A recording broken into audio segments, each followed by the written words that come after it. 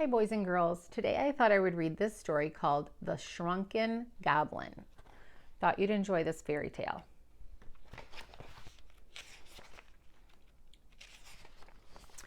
Once upon a time, there lived a poor fisherman.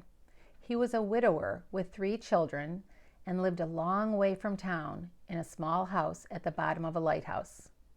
When he was at sea, his children would keep the lighthouse lit to guide his boat back in and keep him from running aground on the rocky shore. His children were named Adam, Noah, and Chloe. Adam was the eldest, followed by Noah, and Chloe was the youngest. The fisherman always tried to be home before the winter gales blew in. But one autumn, the winter gales arrived early, and he was caught at sea. The children were very worried about their father. Fall turned into winter, and the gales did not stop. The wind blew and the snow piled up. The children slowly ran out of food and money. They soon turned their attention from their father and began worrying about what they would eat.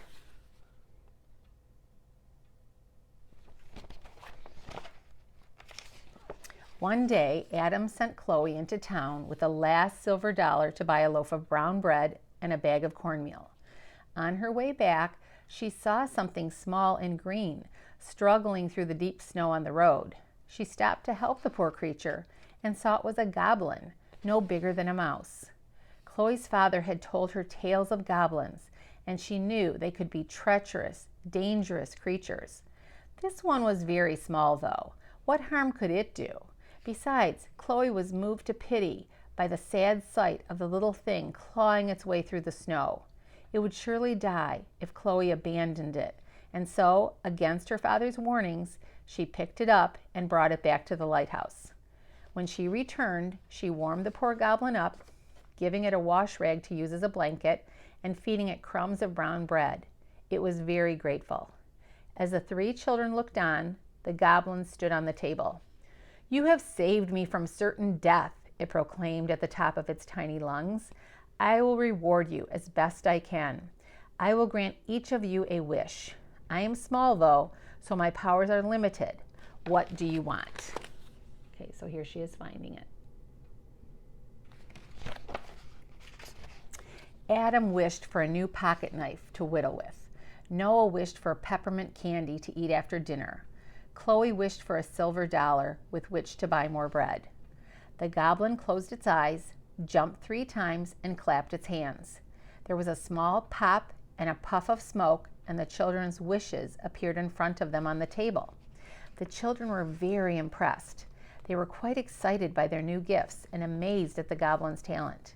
But the goblin still seemed very sad. "What's the matter?" asked Chloe. "Aren't you warm and full?"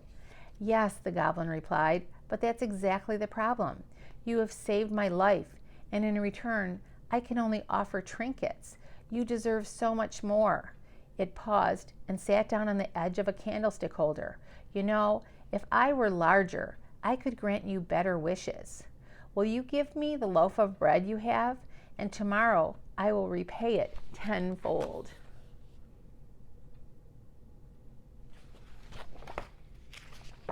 Chloe discussed this with her brothers. It was their last meal, but the goblin had already proved its powers. They had nothing to lose by giving it a chance. What did starving one day faster matter? They gave the bread to the goblin as they went to bed that night. The next morning they awoke to find the bread and the goblin gone. We fell for a crummy goblin trick," complained Adam. Just as he finished saying that, though, the door opened and the goblin came in from the winter storm outside. It was now the size of a dwarf and was carrying a load of firewood. It put the new logs on the fire and then turned to the children. "Now that I am bigger, I can grant you better wishes. What would you like?" This time, Adam wished for a new axe head with which to chop firewood faster. Noah asked for a hot, sticky cinnamon bun to eat for breakfast, and Chloe wished for a hog to raise and butcher. The goblin closed its eyes, jumped 3 times, and clapped its hands. There was a bang and a cloud of smoke, and the gifts appeared.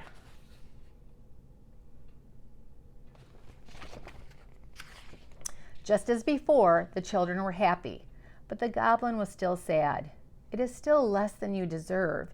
If only I were bigger yet, I could grant you better wishes." "We can roast the hog for dinner," suggested Noah, and they all agreed. So Adam took his new axe head and butchered the hog. They roasted it on a spit all day until dinner time. All four ate and ate. The children had their fill long before the hog was gone, but the goblin just kept eating. It was still eating when the children went to bed. The next morning, the children awoke to find the goblin just finishing the hog. It was now enormous.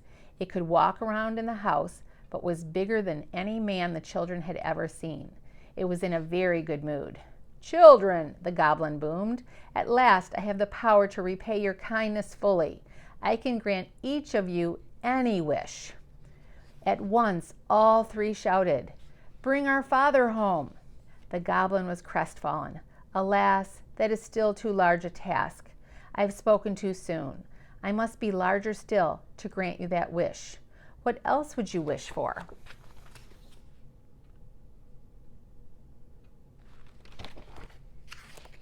The children were disappointed too, but decided to make the best of the situation. Adam wished for a repeating rifle to hunt with. Noah wished for a feast to eat and be merry with, and Chloe wished for a cow to provide milk and butter through the winter. The goblin closed its eyes, jumped 3 times, banging its head on the ceiling each time, and clapped its hands. There was an enormous boom that shook the whole house, and a dense smoke filled the air. The children coughed and clawed their ways to the doors and windows to let the smoke out. As the air cleared, they could see the goblin had granted their wishes as before. Adam's rifle hung over the fireplace, Chloe's cow mooed from a pen behind the lighthouse, and Noah's feast filled the little house. There was chowder, lobster clams, bread, potatoes, corn, apples, squash, cranberries, pie, johnny cakes, and more. All 4 sat down to eat. They ate and ate and ate throughout the entire day. The food seemed to magically replenish itself, and the children stopped eating to go to bed long before the food was gone.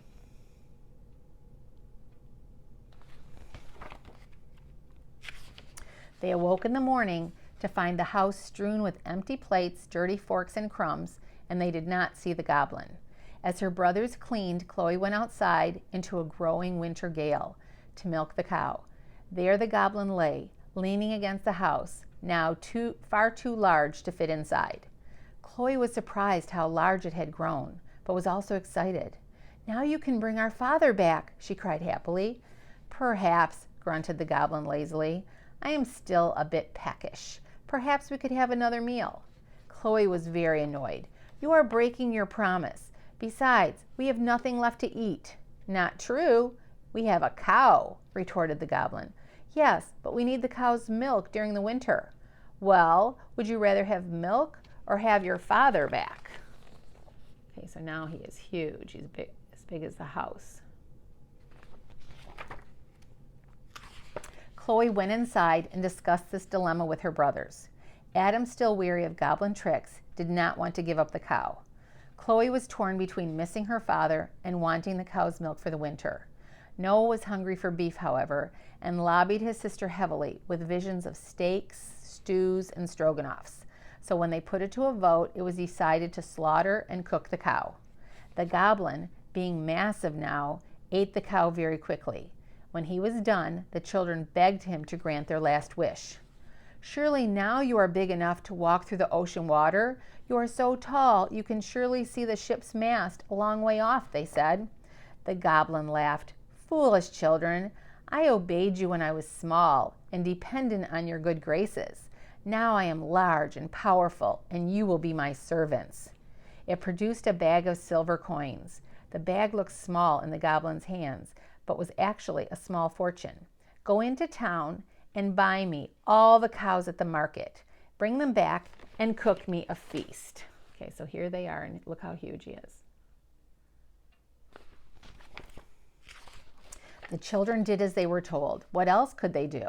They went to the market and found 3 cows for sale.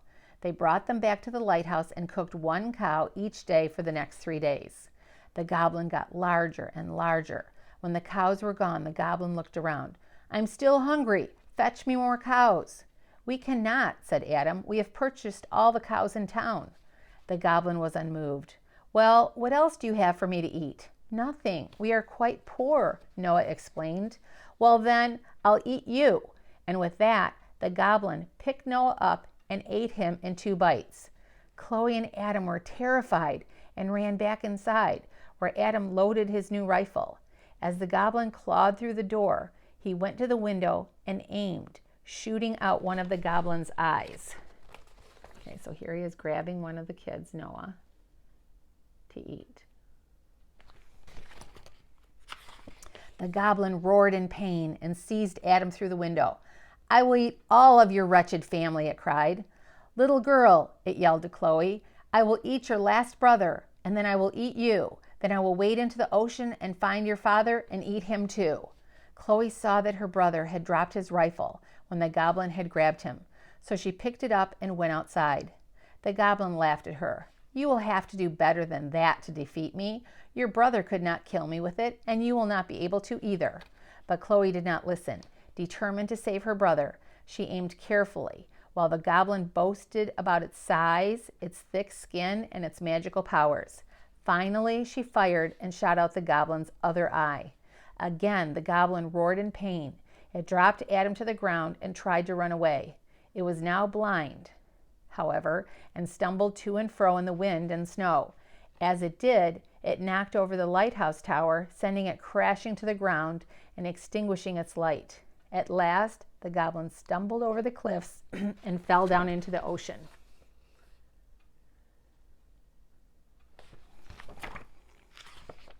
Adam and Chloe ran to the edge of the cliff to see the goblin wading in the surf. Over the storm and waves, they could hear it cursing them. Then the goblin stopped. It put its hands over its bloody eyes, jumped 3 times, and then clapped its hand. There was a terrific bolt of lightning and peal of thunder, and just like that, the goblin's eyes were back. It glared up at the 2 children and then began wading toward the cliff.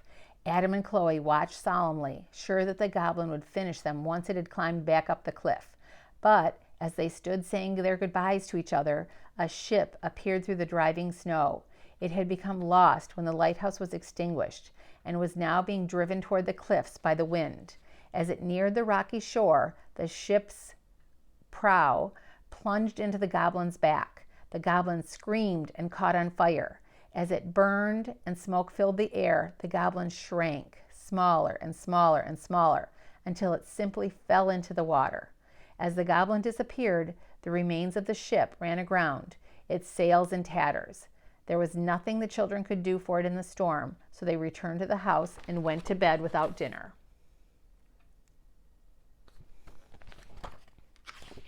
The next morning, the storm had passed, and the children realized it was their father's ship stuck on the rocks. They made a rope ladder and sent it down the cliffside for him, and he climbed up. He was saddened to hear of Noah's fate and to see the state of his lighthouse. But through the winter, he rebuilt the lighthouse. When the spring came, he decided not to set sail again. He got a job in town as a mason and lived happily ever after with his family. They were never hungry again, and every year they held a dinner in memory of Noah. The goblin was never seen again, which was probably just as well for him, as Chloe and Adam had become rather good shots, and besides, had learned not to feed dangerous creatures. And so here's the end where the father decides to stay with them. And I hope you enjoyed the story. See you next time.